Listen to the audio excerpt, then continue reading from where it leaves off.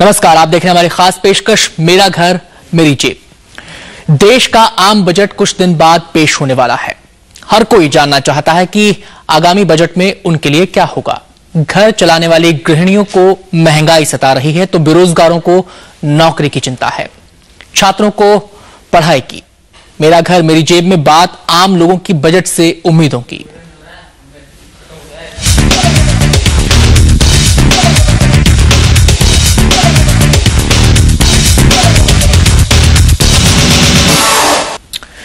आम बजट से पहले उन लोगों के लिए एक बुरी खबर है जो घर और कार के लिए लोन लेने की सोच रहे हैं।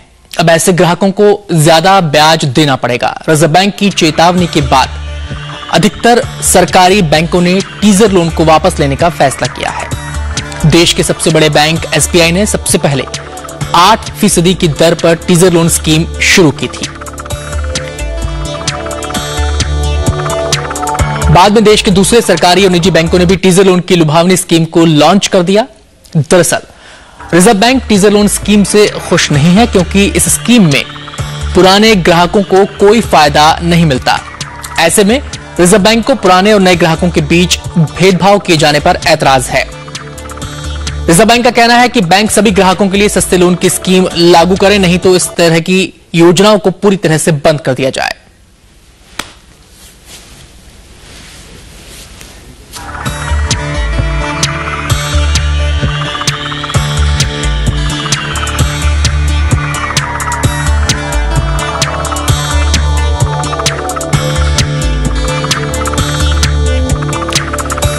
और सीधे हम रुख कर सकते हैं मुंबई का, जहां पर मौजूद हैं हमारे साथ एक खास मेहमान। अपना पैसा.com के सीईओ हर्ष रुंगटा हमारे साथ जुड़ गए हैं मुंबई में तमाम पहलुओं पर बातचीत करने के लिए। हर्ष, स्वागत है आपका। सबसे पहला सवाल तो आपसे यही है, क्या भेदभाव ही एक बड़ी वजह है या फिर रिजर्व बैंक के जहन में महंगाई को देखते हुए तरलता को सोखने की भी एक सोच रही होगी? मेरे ख्याल से एक बहुत बड़ा जो उनके लिए कंसर्न है वो शायद ये है कि जब 2 या 3 साल के बाद जब रेगुलर बाजार भाव से उस पे रेट्स लगेंगे और उस समय अगर जंप होता है 8.25 या 8.5 के बाद उसका अगर जंप 9.5 या 10 में होता है तो उस समय ग्राहक का जो बजट है उसके गड़बड़ाने की काफ़ी जो है चांसेस हैं और उससे डिफॉल्ट्स बढ़ सकते हैं। और यही मेरे ख्याल से मेजर कंसर्न एरिया है रिजर्व बैंक के लिए, जिसके चलते शायद ये जो स्टेटमेंट्स 1 या 2 उन्होंने पब्लिक फोरम्स में दिए हैं वो चेतावनी के हैं कि इसके बारे में बैंक सोचे।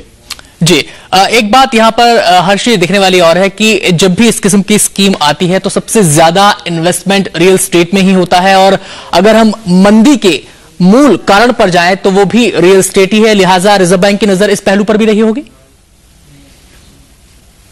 खैर, ये कहना कि मंदी का मूल कारण रियल एस्टेट है तो सही नहीं होगा। मंदी के तो बहुत से कारण हैं और रियल एस्टेट ने भी उतना ही नुकसान सहा है। बट क्लियरली जो बैंकों का रियल एस्टेट का एक्सपोजर है और होम लोन भी रियल एस्टेट का ही एक तरीका है एक्सपोजर का, क्योंकि अगर ग्राहक अपना लोन देने में नाकाम होता है तो वो उसका प्रॉपर्टी बेच के बैंक को अपने पैसे वापस मिलते हैं।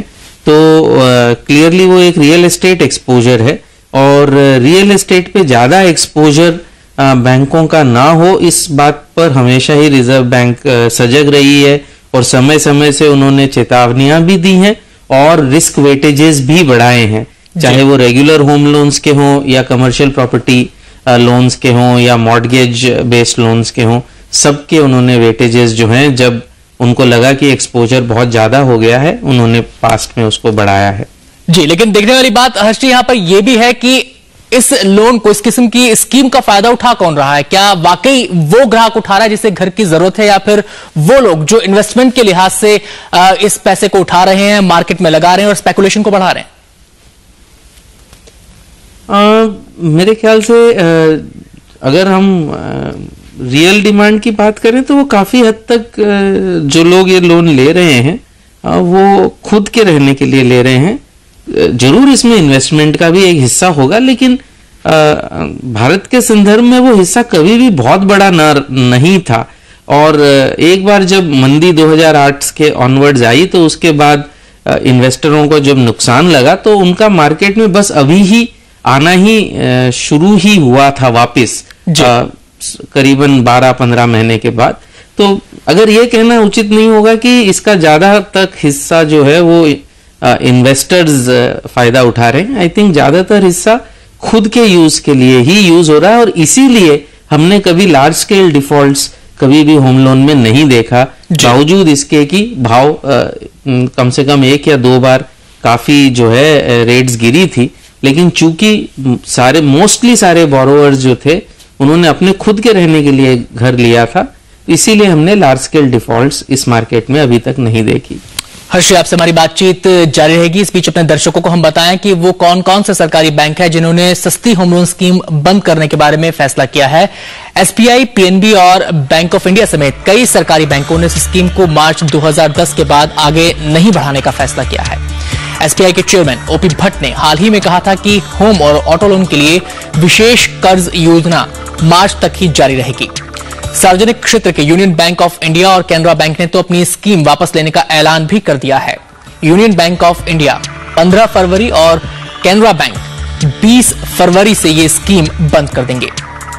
निजी क्षेत्र का एक्सिस बैंक भी टीजर लोन की इस स्कीम को निर्धारित समय से 2 महीने पहले बंद कर चुका है। और अब दर्शकों को बताते हैं कि टीजर लोन आखिर है क्या। होम और ऑटो लोन के लिए एसबीआई ने पिछले साल एक आकर्षक योजना की शुरुआत की थी। इस योजना के तहत सीमित अवधि के लिए 8% की दर पर लोन मुहैया कराया जा रहा है। माई होम कैंपेन के तहत एसबीआई 10 साल की अवधि के लिए 5 साल तक 5 लाख रुपए पर 8% ब्याज पर लोन देता है। इससे ज्यादा के आवास कर्ज पर पहले साल 8%, जबकि दूसरे और तीसरे साल के लिए 8.5% ब्याज पर लोन दिया जाता है। और हर्ष शुक्ला साहब हमारे साथ मौजूद हैं। कुल मिलाकर अगर आम आदमी के नजरिए से हर्षी देखें इस पूरे फैसले को, तो उसको तो धक्का देने वाला फैसला ही है ये। हाँ, जब ब्याज की दरें बढ़ेगी, और अब तो ये मेरे ख्याल से साफ विदित है कि ब्याज की दरें बढ़ेगी, अब सवाल यही है कि कितनी बढ़ेंगी और कब बढ़ेंगी। तो ऐसे में ये जो स्कीम्स थी, जो टीजर लोन स्कीम्स थी जिसमें पहले 2 साल या 3 साल तक रेट्स जो थी फिक्स रहती थी, वो एक ग्राहक के नजरिए से काफी अच्छी स्कीम्स थी। अपना पैसा में भी हमने कई बार हमारे कंज्यूमर्स को कहा है कि इन स्कीम्स को आप जल्दी लीजिए, और जी न्यूज के माध्यम से भी मैं कहना चाहूंगा कि ये अच्छी स्कीम्स हैं। अगर आपने डिसीजन लिया है अपना घर लेने का, तो उस डिसीजन को आप अमल जल्दी करिए, ताकि प्राइसेस अभी तक, ऑल्दो प्राइसेस जो है प्रॉपर्टी की बढ़ गई है, लेकिन शायद अभी तक कई पॉकेट्स में अभी तक रीजनेबल होंगी। और इंटरेस्ट रेट्स तो है, ये तो क्लियरली आपको मेरे ख्याल से 45 दिन के बाद ये इंटरेस्ट रेट्स मिलना शायद मुश्किल होगा, ऐसा क्लियरली लग रहा है। जी हर्षी, क्रेडिट पॉलिसी में सीआरआर में इजाफा किया जा चुका है। ऐसे में अंदेशा यही था कि बैंक्स ब्याज दर बढ़ा देंगे। फिलहाल नहीं इस तरफ बैंक्स ने कदम बढ़ाया है, लेकिन इशारा एक तरीके से टीजर लोन स्कीम को बंद करके दिया ही जा रहा है कि ब्याज दरें बढ़ सकती हैं आने वाले दिनों में। हाँ बिल्कुल, तो उसके कई हम देख रहे हैं कई उसके निशान है। छिटपुट हमने देखा कि कई बैंक, 1 या 2 बैंकों ने अपनी डिपॉजिट की रेट्स भी बढ़ाई हैं, तो और टीजर लोन्स की स्कीम्स को वापस लिया है। तो और क्लियरली मार्केट में मेरे ख्याल से कंसेंसस है कि ब्याज की दरें बढ़ेगी। तो अब ये सवाल है कि कब बढ़ेंगी। हो सकता है और 2 महीने ना बढ़े, और हो सकता है मार्च में ही बढ़े, और कितनी बढ़ेंगी तो खैर ये तो कहना मुश्किल है। गवर्नमेंट का बोरोइंग प्रोग्राम कितना रहता है, मानसून कैसी रहती है, आई थिंक बहुत से फैक्टर्स होते हैं ब्याज की दरों को डिटरमिन करने के लिए।